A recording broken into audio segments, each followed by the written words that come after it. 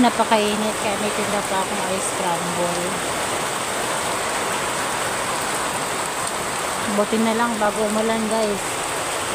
Kunti na lang yung natira. At ako na lang uubos nun. Kunti na lang naman guys. Kasi baka masobra naman tayo sa tamis.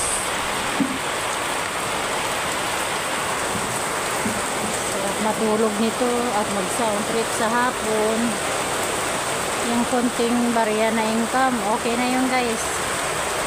Kaysa puro labas yung pera, wala man lang akong mapasok.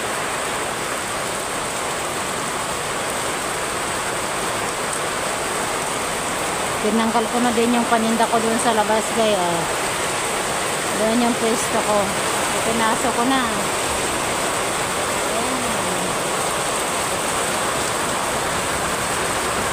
Nasisimula na naman yung tubig at magpuputik na naman guys. Ayan oh, ang dilim ng langit.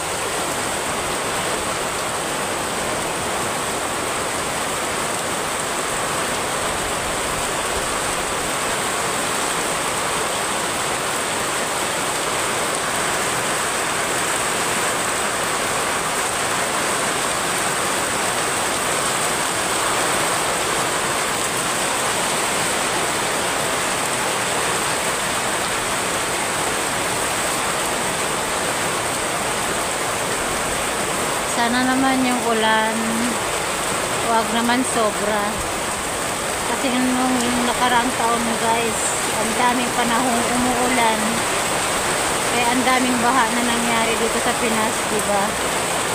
Kaya maraming pananim ang na-damage, ang daming naapektuhan yung hanap buhay.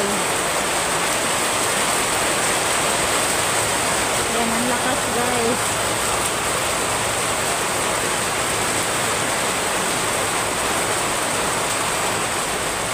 Kaninang umaga napakaalinsangan. Ngayon naman ay malamig na.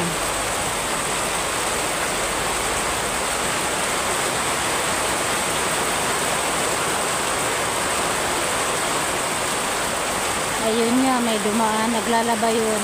Hindi na natapos. Inabot na siya ng ulan.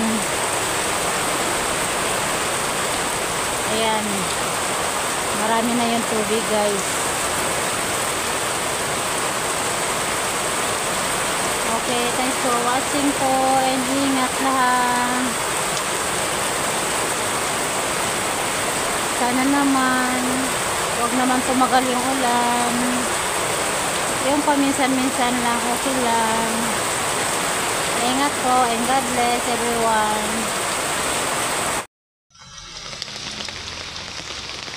Ayan guys, umulan na naman. Tuwing umulan saka naman ako naglalakad.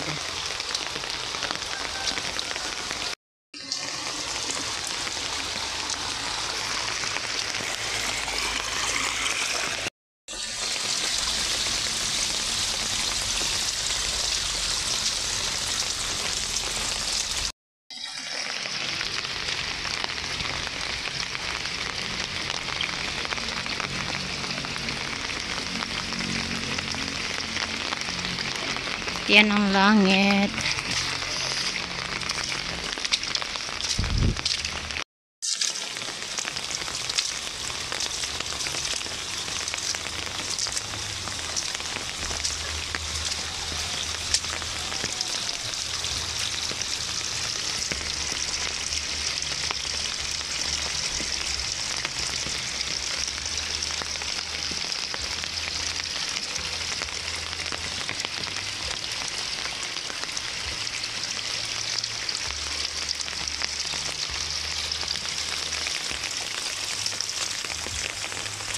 Ang aking alagang pusa guys, oh, kasi maulan.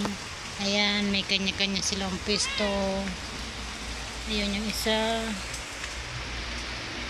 At andyan yung isa, yung babae, andyan sa taas. Ito yung lalaki, mga manliligaw nila guys.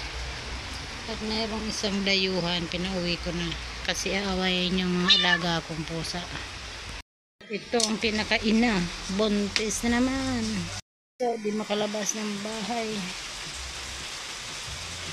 Ayan sila. Nag-uumpukan.